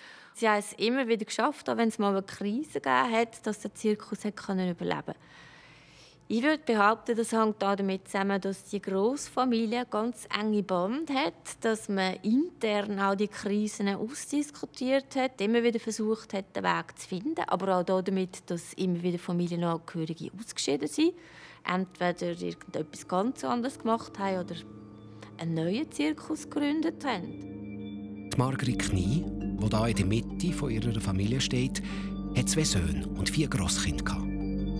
Und die 4 Grosskinder, Cousins, waren als junge Männer parat, den Zirkus von ihren Vätern zu übernehmen. Freddy, Rolf, Louis et Franco Knie. Den 4 jungen Knies sind die Herzen vom Publikum nur so zugeflogen. Vor allem von den Frauen. Aber hinter den Kulissen hat es gekracht. Es gibt Meinungsverschiedenheiten, die man lösen kann. Und das ist auch gut so. Und dann gibt es halt in Gottes Namen auch Meinungsverschiedenheiten, die man nicht lösen kann. Und dann muss man sich trennen. Am Geschäftsleben. In der Manege haben wir das diesen 4 Vollblutartisten nicht angemerkt. Aber es war klar, nicht alle 4 Grosskinder von Margrit ziehen am gleichen Strick. Und irgendwann verreist das den Zirkus. Und die Familie. So ein Unternehmen braucht 2 Chefs. Und dort waren 4 herum.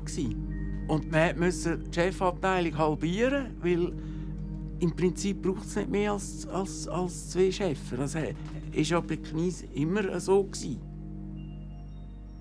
Der Louis hat nicht funktioniert, hat nicht können im Familienbetrieb sich einordnen. Er wollte selber entscheiden und wollte das durchboxen, was er richtig findet.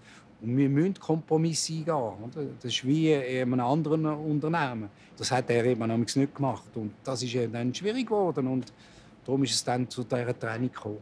Es war ein vermutlich ganz harter Entscheid, wo auch einen gewissen Zwist in die Familie gebracht hat. Und das tut natürlich weh.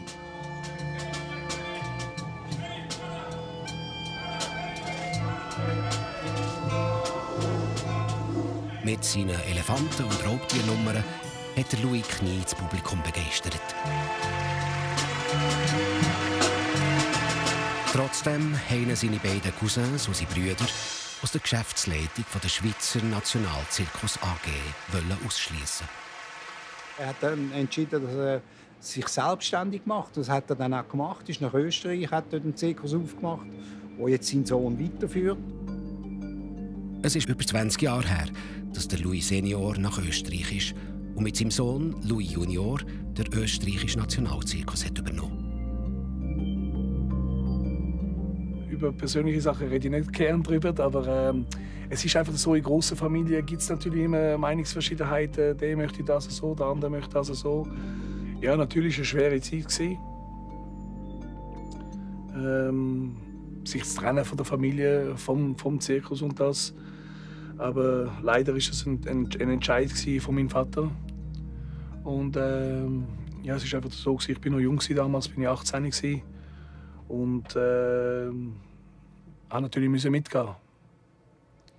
Dass ich nicht darüber reden will, ist nicht, weil ich mich schäme, darüber zu reden, aber ich will niemandem schlecht machen. Es ist nie schön, wenn man mit Brüdern nicht auskommt, aber wir sind so verschieden im Charakter.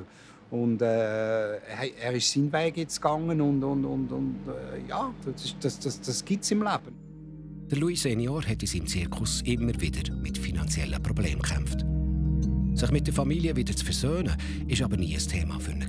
Ich glaube eher, dass die Situation so ist, dass die anderen sich eigentlich melden müssen und sagen, komm, wir vertragen uns wieder, weil ich bin, glaube ich, da nicht schuld an der ganzen Sache. Wer die Schuld ist an dieser unschönen Trennung, das sehen beide Seiten unterschiedlich. Immer noch. Ich bin mit dem Louis gut ausgekommen. Aber er konnte nicht mit dem Geld umgehen und darum haben wir uns trennen, weil er ist ja in Österreich 2 oder 3 Mal pleite gegangen und das haben wir einfach bei uns nicht erleben. Er hat immer gehofft und gewünscht. Er hat immer gesagt, die nächste Stadt wird wieder besser, es wird besser. Und er hat einfach immer für den Zirkus gepusht. Er war einfach immer ein Traum und hat immer weiter geträumt und dann hat es einfach einmal geklopft und dann war es vorbei gewesen. Der Louis Senior macht heute keinen Zirkus mehr. Und sein Sohn Louis Junior führt in Österreich seinen eigenen Zirkus. Auch noch ein anderer von diesen 4 Cousins tritt nicht mehr im Unternehmen von seinen Vorfahren auf. Der Rolf Junior. Er ist ja 1983 gegangen und er hat gesagt, auf unbestimmte Zeit. Er ist seinen Weg gegangen. Also, wir sind nicht im Streit auseinander. Er hat einfach etwas anderes machen. Er hat auch immer wieder etwas Neues gemacht. Er hat nicht gern lang das Gleiche gemacht.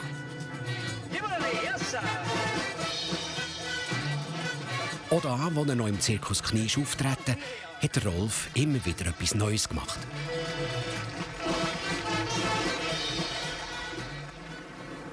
Der Rolf hat sogar das Zeug zum Fußballprofi gehabt.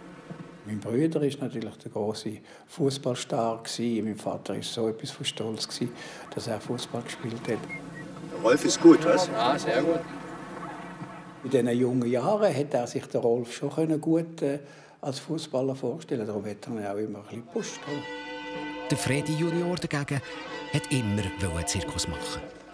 Die Leidenschaft für die Pferdedressur hat er von seinem Vater geerbt.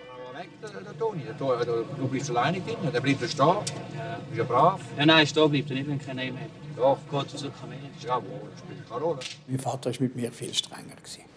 Also, Disziplin beim Fußball hat mein Bruder vom Trainer bekommen, also vorgeschrieben bekommen, oder von der Mannschaft oder so. Und ich habe meine Disziplin natürlich vom Vater akzeptieren. Fußballprofi ist der Rolf der gleich nicht geworden. Und Lohn hätte er nicht ewig bleiben. Mit 35, wo ich jetzt bin, ist es einfach zu früh, dass ich jetzt weiss, bis an mein Lebensende sind meine Schienen gelegt. Und wieso soll ich mal auch nicht ein bisschen mehr Risiko auf mich nehmen und auf meinen eigenen Beinen stehen? Der Rolf ist halt ein Künstler und er tut gerne einfach für sich arbeiten, oder? Er tut gerne Mallorca einfach malen, wenn er will malen, oder wenn er nicht will malen, malt er nicht.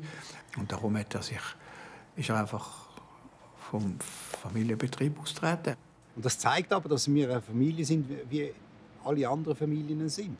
Es ist nicht immer alles wunderschön und rosig. Und wie viele andere Familien rauft sich auch die Familie Knie immer wieder zusammen. Und jetzt geht es darum, nach jeder Vorstellung für die Jubiläumstournee zu trainieren.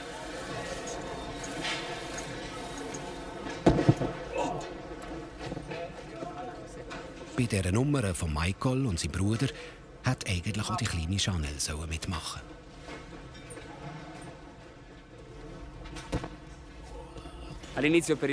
Am Anfang müssen die Kinder die Sachen auf eine spielerische Art ausprobieren. Nachher können sie selber entscheiden, ob sie weitermachen oder nicht. Es muss ihnen Freude machen. Wenn etwas nicht funktioniert, kann man das nicht erzwingen bei einem Kind.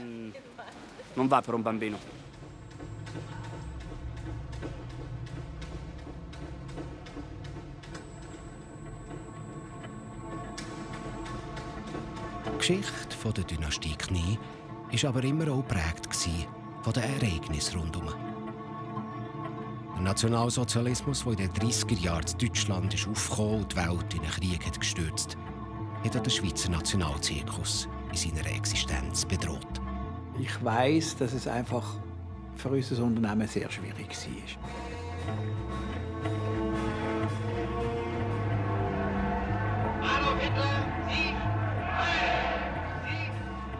Also, was ich davon weiss, ist einfach, während dem Weltkrieg haben sie Zirkus der Nationen gemacht, ist der Titel gewesen.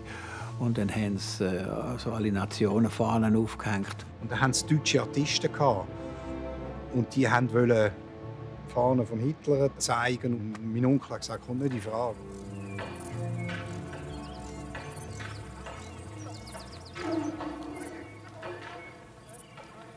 Grüezi, Herr Schulz. Gnädige Frau. Wenn Sie die Vögel beobachten, wollen Sie die jetzt auch noch dressieren? Sagen Sie, wo ist die deutsche Flagge? Alle anderen sind da, nur die deutsche nicht.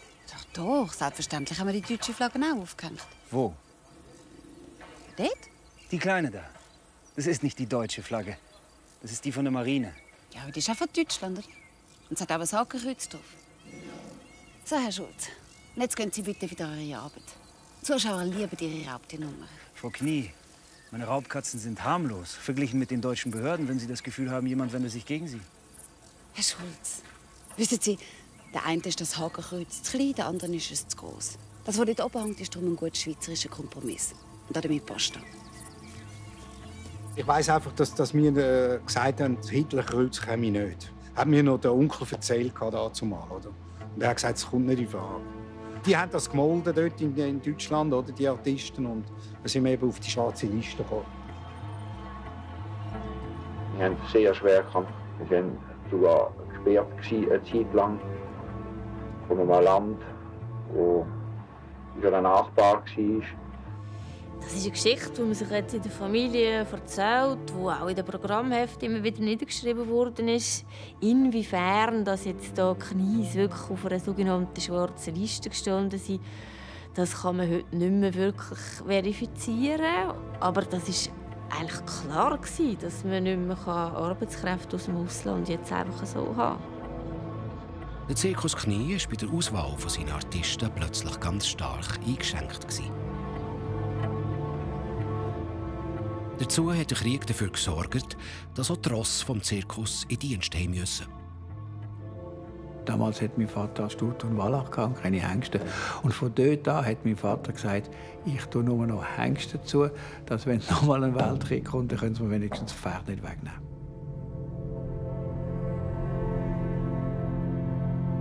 Für meine Brüder und für mich ist eigentlich die schwerste Zeit gekommen. Raubtiere haben wir alle abtun, weil kein Fleisch da war für unsere Raubtiere. Ich weiss, dass wir Raubtiere abtun mussten, weil mein Vater gesagt hat, bevor ich sie verhungern lassen, müssen wir sie einschläfen. Oder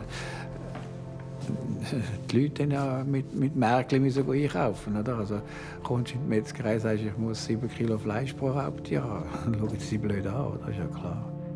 Aber somit haben wir selber Nummern kreieren mit wenig Tieren. Wir haben fast kein Tier mehr gehabt. Das Schöne war, dass wir während dem Krieg einen Haufen Briefe bekommen haben vom Publikum oder aus dem Publikum, wo sie uns angefragt haben, ob wir Futter nötig haben und uns ein Paket Zucker geschickt haben oder altes Brot zur Verfügung gestellt haben, in der Meinung, dass das diesen Tieren gut tut. Das hat uns sehr gefreut.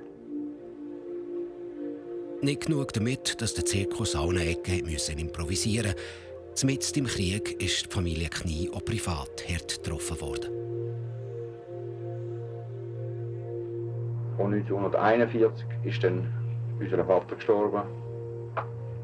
Und der hat ja, wie wir alle gewusst haben, Pferd und das Technische und das Artistische geführt. Und da ist mein Bruder und ich haben müssen natürlich einspringen. Zum Glück war ihre Mutter Margrit noch da. Für sie und für den Zirkus. Meine Großmutter hat natürlich dann sich auch auf die Fahne geschrieben, wo der Großvater gestorben ist. Ich muss jetzt da weitermachen, ich muss unterstützen und so.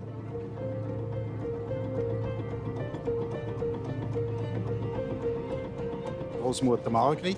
Sie war wahnsinnig wichtig für das Unternehmen, weil sie die ganzen Kontakte draussen hatte. Ob das mit den Politikern war, mit den Geschäftsleuten, mit den Behörden. Sie hat gute Kontakte, sogar dazu mal mit General Guisan. Das waren ja Zeiten, wo man gesagt hat, spielen wir nicht. Wir müssen verdunkeln plötzlich und alles, oder? Und der General Guisan hat dann der Großmutter gesagt, Margrit, ihr müsst das Volk unterhalten, sie brauchen jetzt das. Es ist umso wichtiger, dass ihr jetzt spielt. Frau Monte, da fällt der Tisch durch. Ich weiß. Ich habe es gewaschen. Der deutsche Gesandte, der war doch heute in der Vorstellung. Eben. Und ich habe ihm gesagt, dass er nachher auf ein Gläschen vorbeikommt. Ich hoffe, der kommt da. Das hoffe ich auch. Es darf doch nicht sein, dass wir keine Artisten aus dem Ausland mehr bekommen. Wenn die Deutschen das so wollen, dann ist es eben so. Ah, Frau Knie. Der Stadtpräsident. Grüß dich. Schön, dass Sie da sind. Ja, das war wieder mal toll. Also ganz, ganz toll. Ein Bierchen wie immer. Ja, gerne. Die Margrit hat ihr im Wagen nach der Vorstellung immer illustre Gäste empfangen. So. Ja, ich habe gehört, der General Guisan, also ich war schon da. Der Herr General schätzt vor allem, dass wir das Zelt am Abend abdunkeln und dass die Soldaten nur einen Franken Eintritt zahlen. Ich fehle denke auch sicher Artisten, die zum Aktivdienst eingezogen wurden, oder? Schweizer Artisten haben wir zum Glück noch genug. Die Parterre-Akrobaten, die Sie heute Abend sehen. Limero, ja, die sind fantastisch. Die dürfen ihren Aktivdienst bei uns leisten. Ganz im Gegensatz zu vielen von unseren Stuten, die für den Transportdienst eingezogen worden sind. Das ist nicht wahr. Das ist natürlich um jeden froh, der einen Beitrag leistet. Guten Abend. Hallo. Ist das nicht die Schauspielerin? Lotti Häfliger und ich Mann. Ja, in dem Fall. Auf den Zirkus Knie. Und auf die schöne Stadt Bern. Prost. Prost. Ja, Prost. Wenn Sie nicht recht wären, kommen wir natürlich gerne nächstes Jahr wieder. Ja, also das würde uns freuen. Ja, die Leute können ein bisschen Ablenkung brauchen. Und es wäre natürlich schön, wir könnten zu den gleichen Konditionen. Ja, da Herr machen Stadtpräsident, entschuldigen Sie mich Ja, einen Moment. das ist gut möglich. Herr Kircher, herzlich willkommen im Zirkus Knie. Die Freude ist ganz meinerseits. Was darf ich Ihnen anbieten? Eine Stange? Lotti, das ist der Herr Stadtpräsident, Lotti Häfliger. Ja. Komm. Herr Gesandter. Herr Stadtpräsident. Bei Margrit haben sich Gäste immer wohl gefühlt, unabhängig von ihrer Gesinnung.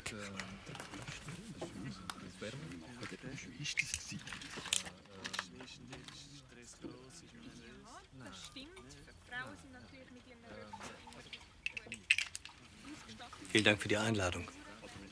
Es war ein sehr schöner Abend. Das freut mich, dass es Ihnen gefallen hat. Ja, dem Programm fehlt natürlich schon ein bisschen der internationale Glanz. Wegen Ihren Behörden dürfen wir ja aus dem ganzen Deutschen Reich keine Artisten mehr verpflichten. Ja, ich weiß. Ihre beiden Söhne haben schon bei mir vorgesprochen. Wohlerzogene junge Männer. Und sehr talentiert, wie ich höre. Sie arbeiten auch hart. Viele Stunden jeden Tag. Ja, das glaube ich gern. Ja, der Führer hätte die Reitkünste Ihres einen Sohnes ja schon längst in Berlin gern bewundert. Ja, Anno 33, ich weiß. Aber mein Mann Selig wollte ihn damals nicht gehen lassen, weil er ein Problem mit dem Meniskus hatte. Am Knie ausgerechnet. Das hat der Doktor gesagt, nicht mein Mann. Ja, wie dem auch sei. Ja, vielleicht ergibt sich ja diesen Winter eine Gelegenheit für Ihre Söhne in Berlin aufzutreten. In Berlin? Meinen Sie? Ja? Berlin? Excuse, ich will ja nicht unhöflich sein, aber wird Berlin nicht immer wieder von den Alliierten bombardiert? Es herrscht Krieg.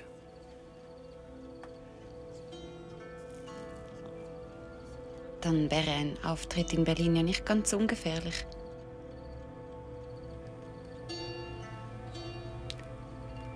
Sich mit dem Deutschen Reich anzulegen, ist für den Zirkus Knie auch nicht ganz ungefährlich.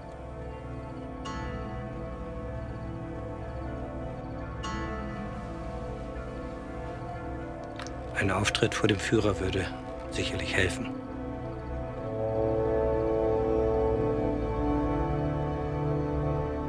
Wie reagiert jetzt Margrit? Schickt sie ihre beiden Söhne tatsächlich auf Berlin, für dass der Zirkus wieder Artisten aus dem Ausland bekommt? Im zweiten Teil erzählen wir, was die Familie Knie mit dem grossen Charlie Chaplin verbindet. Seine Tochter Geraldine kommt heute noch jedes Jahr in eine Vorstellung. Auf der Tournee wird die ganze Zirkusfamilie von einer furchtbaren Nachricht erschüttert. Ja, das ist das Schlimmste, nicht nur in dieser Saison. Das ist das Schlimmste, was allgemein hätte passieren können. Die Familie Knie muss Abschied nehmen von einem langjährigen Mitarbeiter und Freund. Gleichzeitig laufen die Vorbereitungen für die Jubiläumstournee auf Hochtouren. Und die Nerven liegen blank. Ja, aber ich will keine Verzögerung. Heute ist Montage, fertig. Das alles im zweiten Teil von Dynastie Knie. 100 Jahre Nationalzirkus.